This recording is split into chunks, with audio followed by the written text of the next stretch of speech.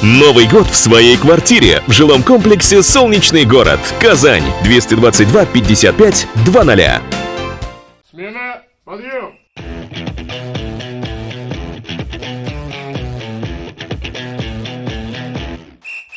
Ранний подъем, несколько минут на сбор и общее построение. Это военно-патриотический лагерь «Юный парашютист». Здесь все как в армии, только на службе школьники, а точнее юнармейцы.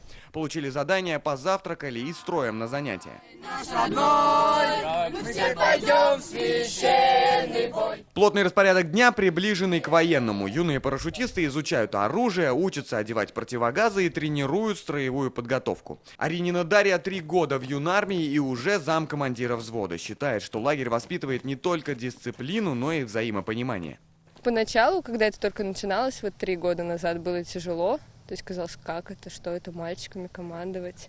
А сейчас уже, так привычнее. То есть мальчики, они понимают, принимают это и слушают спокойно. Пока один взвод чеканит шаг, другой на полосе препятствий. Денис Пашин в этом деле один из лучших. Мечтает уйти в армию и остаться служить по контракту. Поэтому физподготовка для него превыше всего. Это будет в дальнейшем лучше для нас самих.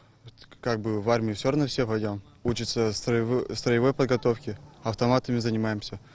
Играем в футбол, баскетбол, проходим по полосу препятствий. Физическая подготовка, дисциплина – все эти занятия нужны юноармейцам для первого прыжка с парашютом. Его они осуществят в конце смены, ну а пока тренировки, в том числе и на таком тренажере. По программе запланированы парашютные прыжки. Желающие дети после согласия родителей и профессиональной подготовки с инструкторами совершают прыжки с парашютом. Смена длится 7 дней. За это время ребята не только ощущают армейский дух, но и сами готовы показать отличные результаты в конце смены. Ленар Гинатуллин, Алмаз Заединов, ТНВ, Казань.